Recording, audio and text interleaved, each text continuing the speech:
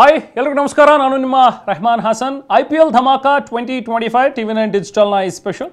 So IPL ಪಂದ್ಯಗಳು ಒಂದಕ್ಕಿಂತ ಒಂದು ರೋಚಕವಾಗಿ ನಡೀತಾ ಇರುವಂಥದ್ದನ್ನು ನೋಡ್ತಾ ಇದ್ದೀವಿ. ನಿನ್ನೆ ಕೂಡ ನಡೆದಂಥ ಒಂದು ಪಂದ್ಯ ಎಂ ಚಿದಂಬರಂ ಸ್ಟೇಡಿಯಂನಲ್ಲಿ ನಿನ್ನೆ CSK ವರ್ಸಸ್ PBKS ಪಂಜಾಬ್ ನಡುವೆ ನಡೆದಂಥ ಒಂದು ಪಂದ್ಯದಲ್ಲಿ ರೋಚಕವಾದಂಥ ಒಂದು ಗೆಲುವನ್ನು ದಾಖಲಿಸಿದಂಥ ಪಂಜಾಬ್ ಕಿಂಗ್ಸ್ ಈಗ ಪಾಯಿಂಟ್ಸ್ ಟೇಬಲ್ನಲ್ಲಿ ಟಾಪಿಗೆ ಬಂದಿದೆ. ಅಂದರೆ 2ನೇ ಪ್ಲೇಸಿಗೆ ಈಗಾಗಲೇ ಪಂಜಾಬ್ ಕಿಂಗ್ಸ್ ಬಂದಿದೆ. ಸೊ ನಿನ್ನೆ ಸೋಲುವ ಮೂಲಕ CSK ಇಡೀ ಟೂರ್ನಮೆಂಟ್ನಲ್ಲಿ ಸೋಲಿನ ಸರಣಿಯನ್ನು ಮುಂದುವರಿಸಿದೆ. ಸೊ ಹಾಗಾಗಿ ಈ ಸರಣಿಯಿಂದಲೇ ಈಗ ಹೊರಹೋಗಿದೆ. IPL 2025 ಇಂದ ಈಗ CSK ಔಟ್ ಆಗಿದೆ. ಸೊ ಅಧಿಕೃತವಾಗಿ ಔಟ್ ಆದಂತಹ ಮೊದಲ ತಂಡ ಈಗ CSK. ಈ ಬಾರಿಯ ಒಂದು ಸೀಸನ್ ಸಹಜವಾಗಿ CSKಗೆ ಅಷ್ಟೊಂದು ಚೆನ್ನಾಗಿರಲಿಲ್ಲ. ಸೊ ಒಳ್ಳೆಯ ಪ್ರದರ್ಶನ ಅವರ ಆಟಗಾರರಿಂದ ಬಂದಿಲ್ಲ. ಸೊ ಹಾಗಾಗಿ ಸಹಜವಾಗಿ ಆ ಟೀಮ್ ಈಗ ಹೊರಗಡೆ ಹೋಗಿದೆ. ಇದರ ನಡುವೆ ಈಗ ರಿಕ್ಕಿ ಪಾಂಟಿಂಗ್ ಏನ್ PBKSನ ಕೋಚ್ ಇದ್ದಾರೆ, ಅವರು ಕೆಲವೊಂದಷ್ಟು ಮಾತಾಡಿದ್ದಾರೆ. ಈ ಪ್ಲೇಯರ್ ರಿಪ್ಲೇಸ್ಮೆಂಟ್ ಬಗ್ಗೆ ರಿಕ್ಕಿ ಪಾಂಟಿಂಗ್ ಸ್ವಲ್ಪ ಬೇಸರವನ್ನು ವ್ಯಕ್ತಪಡಿಸಿದ್ದಾರೆ. ನಿನ್ನೆ ನಡೆದಂಥ ಒಂದು ಪಂದ್ಯವನ್ನೇ ನೋಡಿದ್ರೆ CSK ಮೇಲೆ ಪಂಜಾಬ್ ರೋಚಕ ಜಯವನ್ನು ದಾಖಲಿಸಿತು. ಹಾಗೆ ಪಾಯಿಂಟ್ಸ್ ಟೇಬಲ್ನಲ್ಲಿ ಈಗಾಗಲೇ 2ನೇ ಸ್ಥಾನಕ್ಕೆ ಬಂದಿರುವಂಥದ್ದನ್ನು ಕೂಡ ನಾವು ಗಮನಿಸ್ತಾ ಇದ್ದೀವಿ. CSK ಆಲ್ಮೋಸ್ಟ್ ಏನು ಹೌದು CSK ಟೂರ್ನಿಯಿಂದಲೇ ಹೊರಗೆ ಹೋಗಿದೆ. ಒಳ್ಳೆ ಲೈನ್ ಒಂದು ನಾನು ನೋಡ್ತಾ ಇದ್ದೆ, ಒಂದು ಸೋಷಿಯಲ್ ಮೀಡಿಯಾದಲ್ಲಿ ಈಗಾಗಲೇ ಶೇರ್ ಆಗ್ತಾ ಇದೆ. ಆನ್ ಅ ಲೈಟರ್ ನೋಟ್, ತಲಾ for A reason CSK out of the season. Yes of course ಈ ಲೈನ್ CSKಗೆ ಜಸ್ಟಿಫೈ ಆಗುತ್ತೆ. ಯಾಕಂದರೆ ಇಡೀ ಟೂರ್ನಮೆಂಟಲ್ಲಿ ಇಡೀ ಟೂರ್ನಿ ಉದ್ದಕ್ಕೂ ಕೂಡ ತಲಾ ಫಾರ್ ಎ ರೀಸನ್ ಅನ್ನುವಂಥದ್ದನ್ನು ಏನು ಕೋಟ್ ಮಾಡಿದರೆ CSK, ಬಟ್ ಅದನ್ನೇ ಇಟ್ಕೊಂಡು ಈಗ CSK ಔಟ್ ಆಫ್ ಸೀಸನ್ ಅನ್ನುವಂಥದ್ದನ್ನು ಈಗ ಅದನ್ನು ಟ್ರೋಲ್ ಕೂಡ ಮಾಡ್ತಾ ಇದ್ದಾರೆ. ಎಸ್ ಅಫ್ಕೋರ್ಸ್ CSKಗೆ ಅತ್ಯಂತ ಕೆಟ್ಟ ರೀತಿಯ ಒಂದು ಸೀಸನ್, ಕೆಟ್ಟ ರೀತಿಯಲ್ಲಿ CSK ಆಡಿದೆ ಅನ್ನುವಂಥದ್ದನ್ನು ನಾವಿಲ್ಲಿ ಹೇಳಲೇಬೇಕು. ನಿನ್ನೆ ಪೋಲ್ ಕೂಡ ನಡೀತು. ನಿನ್ನೆ ಮ್ಯಾಚ್ ನಡಿಬೇಕಾದಾಗ ಅವಾಗ ಕೇಳಿದರು CSK ಟೀಮ್ ಈ ಬಾರಿ ಏನು ಬ್ಯಾಟಿಂಗ್ ಅಲ್ಲ ಅಥವಾ ಬೌಲಿಂಗ್ ಅಲ್ಲ, ಫೀಲ್ಡಿಂಗ್ನಲ್ಲಿ ಅಥವಾ ಯಾವುದರಲ್ಲಿ ಎಡವಿದೆ ಅಂತ ಕೇಳಿದರು. ಅದರ ಹೈಯೆಸ್ಟ್ ಪರ್ಸೆಂಟೇಜ್ ಆಫ್ ವೋಟ್ ಬಂದಿದ್ದು 65% ಜನ ಎಲ್ಲದರಲ್ಲೂ ಅಂಥೇಳಿ ಉತ್ತರ ಕೊಟ್ಟಿದ್ದಾರೆ. ಅಂದರೆ ಸರಿಯಾಗಿ ಬ್ಯಾಟಿಂಗ್ ಇರಲಿಲ್ಲ, ಬೌಲಿಂಗ್ ಇರಲಿಲ್ಲ, ಫೀಲ್ಡಿಂಗ್ ಕೂಡ ಇರಲಿಲ್ಲ CSK. ಸೊ ಹಾಗಾಗಿ ಬೆಲೆ ತೆತ್ತಿದೆ, ಟೂರ್ನಿಯಿಂದ ಈಗ ಔಟ್ ಆಗಿದೆ. But anyway champions team of course 5 ಬಾರಿ ಕಪ್ ಗೆದ್ದಿರುವಂಥವ್ರು, 11 ಸಲ ಫೈನಲ್ಗೆ ಬಂದಿರುವಂಥ ಒಂದು ಟೀಮ್. ನೆಕ್ಸ್ಟ್ ಸೀಸನ್ ಒಳ್ಳೆ ಕಮ್ಬ್ಯಾಕ್ ಖಂಡಿತವಾಗ್ಲೂ ಮಾಡುತ್ತೆ ಅನ್ನೋವಂಥ ನಿರೀಕ್ಷೆ ಅವರ ಅಭಿಮಾನಿಗಳದ್ದು. ಇನ್ನು ಪಂಜಾಬ್ ಬಗ್ಗೆ ಮಾತಾಡೋಣ. ಆರಂಭದಲ್ಲೇ ನಾನು ಹೇಳಿದೆ, ಪಂಜಾಬ್ನ ಕೋಚ್ ರಿಕ್ಕಿ ಪಾಂಟಿಂಗ್ ಮಾತಾಡಿರುವಂಥದ್ದು ಕೆಲವೊಂದಷ್ಟು ಬೇಸರವನ್ನು ಕೂಡ ವ್ಯಕ್ತಪಡಿಸಿದ್ದಾರೆ. ಇನ್ನು ಟೂರ್ನಿ ಆರಂಭದಲ್ಲಿ ಉತ್ತಮ ಪ್ರದರ್ಶನ ನೀಡ್ತಾ ಇದ್ದಂತಹ ಪಂಜಾಬ್ ಹುಡುಗರು ಯಾಕೋ ಮಧ್ಯದಲ್ಲಿ ಸ್ವಲ್ಪ ಲಯ ತಪ್ಪಿದ್ರು ಅಂತ ಹೇಳಿ ಅನ್ನಿಸ್ತು. ಬಟ್ ಮತ್ತೆ ಈಗ ಕಂಬ್ಯಾಕ್ ಮಾಡಿದರೆ ಆನ್ ಟ್ರ್ಯಾಕ್ ಆಗಿದೆ. ಲಾಸ್ಟ್ ಮ್ಯಾಚ್ ಒಂದು ಮಳೆಯಿಂದ ವಾಶ್ಔಟ್ ಆಯಿತು. ಅದಕ್ಕಿಂತ ಹಿಂದಿನ ಮ್ಯಾಚ್ನಲ್ಲೂ ಕೂಡ RCB ಮೇಲೆ ಸೋತಿದ್ರು. ಬಟ್ ನಿನ್ನೆ ಅತ್ಯುತ್ತಮವಾದಂಥ ಒಂದು ಪ್ರದರ್ಶನ, ಅದರಲ್ಲೂ ಆರಂಭಿಕ ಬ್ಯಾಟ್ಸ್ಮನ್ಗಳು, ಅದು ಪ್ರಭ್ಸಿಮ್ರನ್ ಆಗಿರಲಿ, ಪ್ರಿಯಾಂಶ್ ಆರ್ಯ ಆಗಿರಲಿ, ಕ್ಯಾಪ್ಟನ್ ಶ್ರೇಯಸ್ ಅಯ್ಯರ್ ಹಿಮ್ಸೆಲ್ಫ್, ಅದಾದ ನಂತರ ಬರುವಂಥ ಶಶಾಂಕ್ ಸಿಂಗ್, ವಧೇಲಾ, ಹಿಂಗ್ಲೇಸ್ ಎಲ್ಲರೂ ಕೂಡ ಒಳ್ಳೊಳ್ಳೆ ಬ್ಯಾಟ್ಸ್ಮನ್ಗಳು ಈಗ ಪಂಜಾಬ್ ಟೀಮ್ನಲ್ಲಿದ್ದಾರೆ. ಇನ್ನು ಬೌಲಿಂಗ್ ಟೀಮ್ನಲ್ಲೂ ಕೂಡ ಸ್ವಲ್ಪ ಲೋಕಿ ಫರ್ಗ್ಯೂಸನ್ ಹೋಗಿರುವಂಥದ್ದು ಸ್ವಲ್ಪ ವೀಕ್ ಅಂತ ಅನಿಸಿದ್ರು ಕೂಡ, ಅಥವಾ ಮ್ಯಾಕ್ಸ್ವೆಲ್ ಕೂಡ ಇಂಜುರಿಯಿಂದ ಹೊರಗಡೆ ಇರೋದ್ರಿಂದ, ಬಟ್ ಬೇರೆ ಆಟಗಾರರು ಎಲ್ಲರೂ ಕೂಡ ಚೆನ್ನಾಗಿ ಆಡ್ತಾ ಇದ್ದಾರೆ. ಬೌಲಿಂಗ್ನಲ್ಲಿ ಈಗ ಹರ್ಷದೀಪ್ ಸಿಂಗ್ ಆಗಿರ್ಬೋದು, ಸ್ವಲ್ಪ ಕಾಸ್ಟ್ಲಿ ಅಂತ ಅನಿಸಿದ್ರು ಕೂಡ ವಿಕೆಟ್ ತೆಗಿತಾರೆ. ಸೊ ಹಾಗಾಗಿ ಹರ್ಷದೀಪ್ ಸಿಂಗ್ ಮೇಲೆ ಹೆಚ್ಚಿನ ಡಿಪೆಂಡೆನ್ಸಿ ಇದೆ. ಇನ್ನು ಮ್ಯಾಜಿಕಲ್ ಸ್ಪಿನ್ನರ್ ಯಜುವೇಂದ್ರ ಚಹಲ್, ನಿನ್ನೆಯ ಕೂಡ ಬೌಲಿಂಗ್ನಲ್ಲಿ ಎಕ್ಸ್ಟ್ರಾಡಿನರಿ ಆದಂಥ ಒಂದು ಬೌಲಿಂಗ್ ಚಹಲ್ನಿಂದ. ಹ್ಯಾಟ್ರಿಕ್ ಹೀರೋ, ನಿನ್ನೆ ಒಂದು ಮ್ಯಾಚ್ನಲ್ಲೂ ಕೂಡ ಅವರು 2 ಸಾರಿ ಈಗ ಹ್ಯಾಟ್ರಿಕ್ಕನ್ನು ಸಾಧನೆ ಮಾಡಿದ್ದಾರೆ. ಸೊ ಹಾಗಾಗಿ ಚಹಲ್ ಕೂಡ one of the main Trump card bowler Punjab ಟೀಮ್ಗೆ. ಬಹುಶಃ ಈಗ ಪಾಯಿಂಟ್ಸ್ ಟೇಬಲ್ ಅಥವಾ ಟೂರ್ನಿಯನ್ನು ಗಮನಿಸ್ತಾ ಇದ್ರೆ ಪಂಜಾಬ್ ಕೂಡ ಕಪ್ ಗೆಲ್ಲೋದಕ್ಕೆ one of the main contender ಅನ್ನೋ ರೀತಿಯಲ್ಲಿ ಈಗ ಆಗಿದೆ. ಈ ಬಾರಿ ಟಾಪ್ 6 ಟೀಮ್ನಲ್ಲಿ ಈಗ IPL ಕಪ್ ಗೆಲ್ಲೋ ಚಾನ್ಸ್ ಯಾರಿಗಿದೆ ಅನ್ನುವಂಥದ್ದನ್ನು ನೋಡ್ತಾ ಹೋದ್ರೆ ನನಗೆ ಅನ್ಸೋದು ಪರ್ಸ್ನಲಿ RCBಗೆ ಖಂಡಿತವಾಗ್ಲೂ ಈ ಬಾರಿ ಕಪ್ ಗೆಲ್ಲುತ್ತೆ ಅನ್ನುವಂಥ ಒಂದು ಆಶಯಗಳಿವೆ. ಖಂಡಿತವಾಗ್ಲೂ ಈ ಬಾರಿ RCB ಹುಡುಗರು ಕಪ್ಪನ್ನು ಗೆಲ್ಲಬೇಕು. ಯಾಕಂದರೆ ಇಡೀ ಟೂರ್ನಮೆಂಟ್ನಲ್ಲಿ ಅವ್ರು ಆಡಿರುವಂಥ ಒಂದು ರೀತಿ. ಸೊ ಹಾಗಾಗಿನೇ ಸಹಜವಾಗಿ ಅವರು ಟಾಪ್ ಪೊಸಿಷನ್ನಲ್ಲಿದ್ದಾರೆ. ಅದೇ ಟಾಪ್ ಪೊಸಿಷನ್ ಕಾದ್ಕೊಂಡು ಫೈನಲ್ನಲ್ಲೂ ಕೂಡ ಪಂದ್ಯವನ್ನು ಗೆಲ್ಲಬೇಕು, RCB ಕಪ್ ಗೆಲ್ಲಬೇಕು ಅನ್ನುವಂಥದ್ದು ನಮ್ಮ ಆಶಯ ಕೂಡ ಹೌದು. ಆದರೆ ಪಂಜಾಬ್ ಮೇಲೆ ನನ್ನ ಕಣ್ಣಿದೆ. ಯಾಕಂತ ಹೇಳಿದ್ರೆ ಪಂಜಾಬ್ ಆಡ್ತಾ ಇರುವಂತಹ ರೀತಿ, ಅದರಲ್ಲಿರುವಂಥ ಒಂದು ಪ್ಲೇಯರ್ಸ್, ಸೊ ಪಂಜಾಬ್ ಮೇಲೂ ಕೂಡ ಬಹುಶಃ ನಿರೀಕ್ಷೆಗಳು ಗರಿಗೆದಿರುವೆ ಅಂತ ಹೇಳಿದ್ರು ಕೂಡ ತಪ್ಪಾಗೋದಿಲ್ಲ.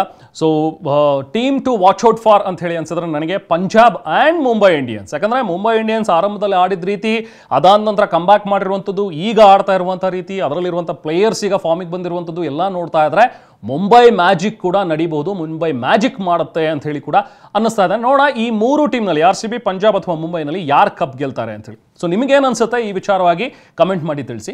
ಇನ್ನು ಪಂಜಾಬ್ ಬಗ್ಗೆನೇ ಸ್ವಲ್ಪ ಮಾತಾಡೋಣ ನಾವು ಇವತ್ತು. ಪಂಜಾಬ್ಗೆ ಸದ್ಯ ಕಾಡ್ತಾ ಇರೋದು ಅಂತ ಹೇಳಿದ್ರೆ ಇಂಜುರಿ ಸಮಸ್ಯೆ.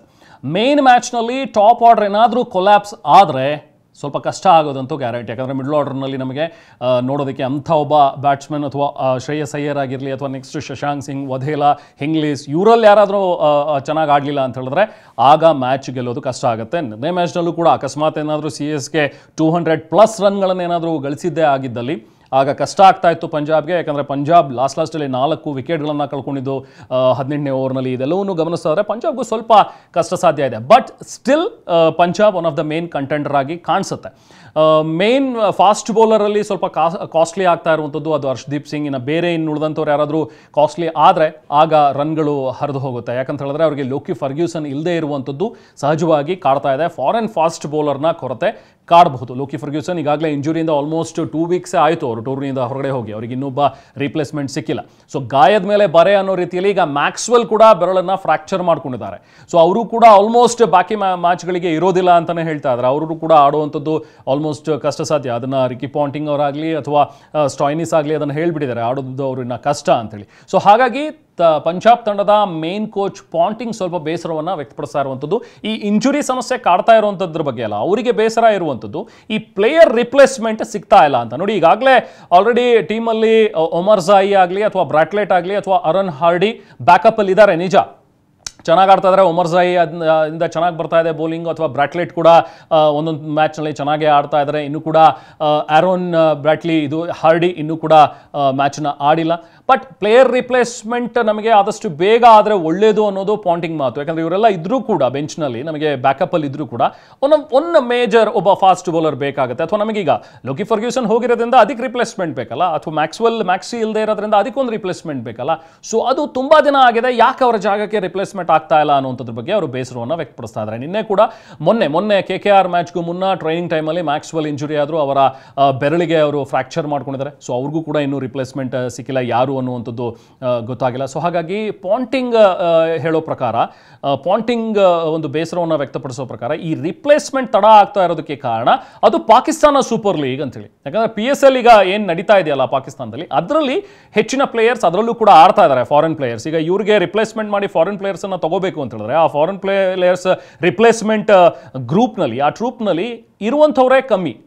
ಪಾಂಟಿಂಗ್ ಅದನ್ನು ಹೇಳ್ಕೊಂಡಿದ್ದಾರೆ. ನಿಜ ಹೇಳಬೇಕಂತ ಹೇಳಿದ್ರೆ ಈ ರಿಪ್ಲೇಸ್ಮೆಂಟ್ ಪ್ಲೇಯರ್ಸನ್ನು ನೋಡೋಣ ಅಂದರೆ ಆ ರಿಪ್ಲೇಸ್ಮೆಂಟ್ ಗ್ರೂಪಲ್ಲಿ ತುಂಬ ಕ್ವಾಲಿಟಿ ಇರುವಂಥ ಪ್ಲೇಯರ್ಸ್ ಕಮ್ಮಿ ಇದ್ದಾರೆ. ಸೊ ಹಾಗಾಗಿ ಅದರಲ್ಲಿ ಯಾರನ್ನಾದರೂ ತಗೋಬೇಕು ಅಂತ ಹೇಳಿದ್ರು ಸ್ವಲ್ಪ ಕಷ್ಟ ಸಾಧ್ಯ ಆಗುತ್ತೆ. ಹಾಗಾಗಿ ನಾವು ತಾಳ್ಮೆಯಿಂದ ಕಾದು ನೋಡ್ತಾ ಇದ್ವಿ.